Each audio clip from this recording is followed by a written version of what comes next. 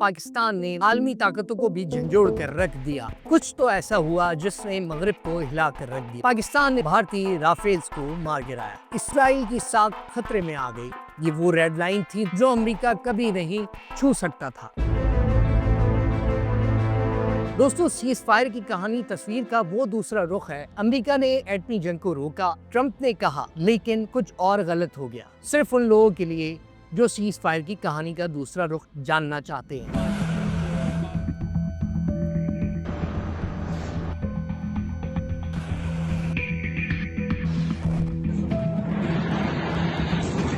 America का इस पाकिस्तान भारत कशीदगी से कोई ताल्लुक नहीं।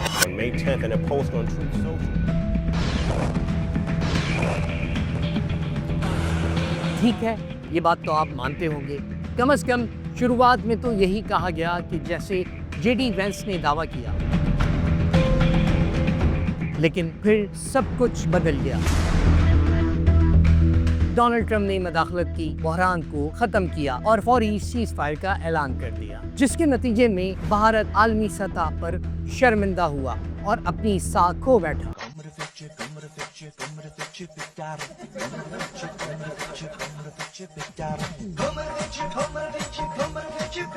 Chinese Public Security Minister shamelessly lifted this video.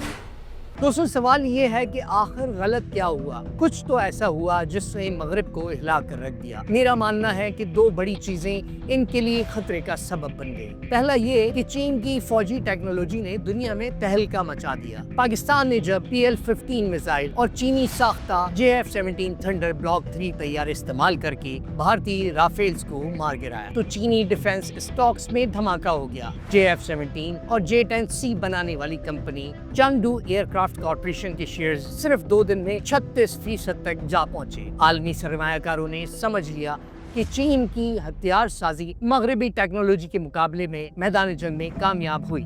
और इसका मतलब ये है दोस्तों कि अमेरिका और इसराइली असलासाज मुआहदों को आलमी सतह पर खतरा लाहक हो गया। ये जंग सिर्फ पाकिस्तान बामुकाबला भारत नहीं थी, ये चीनी बामुकाबला मगरबी फौजी टेक्नोलॉजी भी थी। पाकिस्तान ने करीबी इत्तेहादी चीन के लिए दुनिया को एक लाइव डेमो दे डाला और वो कामयाब भी रहा। दूसरी जानब इसराइल ने भारत की हिमायत की और भारत ने पाकिस्तानी अहदाफ के खिलाफ इसराइली 77 हार्प ड्रोन्स इस्तेमाल किए।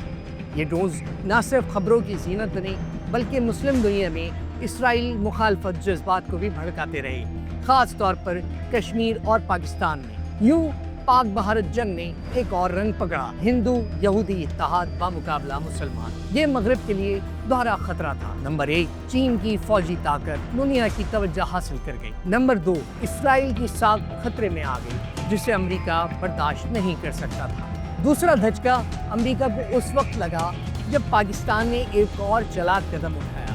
अंदरूनी ज़राए के मुताबिक पाकिस्तान के जंगी हेडक्वार्टर से जानबूझकर एक मखसूस मीटिंग की तफसील लीक की गई, जिसमें ये बहस की गई क्योंकि भारत को इसराइल की हिमायत हासिल है, इसलिए पाकिस्तान को इसराइल के खिलाफ बराह रास्त कार्रवाई का हक हासिल है। यानी पाकिस्तान एक एटमी ताकत होने के नाते चीन के साए में इसराइल को हदफ बनाने की बात खुलेआम करने लगा। ये वो रेड लाइन थी दोस्तों जो अमेरिका कभी नहीं छू सकता था। इन्हें फौरी तौर पर कशीदगी कम करनी पड़ी और इन्होंने यही कहा कि दुनिया को एटमी जंग नहीं चाहिए। तो फिर अमेरिका ने सीज फायर की फौरन बात क्या की, जब दुनिया की तवज्जो सीज फायर और सोशल मीडिया पर थी।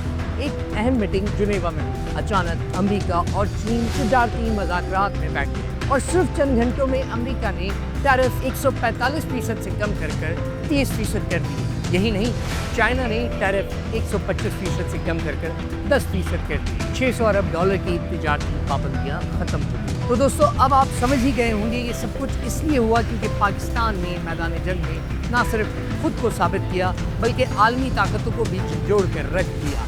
पाकिस्तान ने सिर्फ एक जंग ही नहीं जीती, इसने दुनिया को याद दिलाया कि वो अब भी मेज़ पर मौजूद है। इसीलिए भारत के तमाम दावों, सियासी इंतशार और माशी बहरान के बावजूद पाकिस्तान अब भी अहम है। पाकिस्तान हमेशा अहम रहेगा। पाकिस्तान जिंदाबाद था, पाकिस्तान जिंदाबाद है और पाकिस्तान जिंदाबाद रहेगा। दोस्तों, मैं मिलूंगा आपसे अगली वीडियो में, तब तक के लिए अल्लाह हाफ़िज़।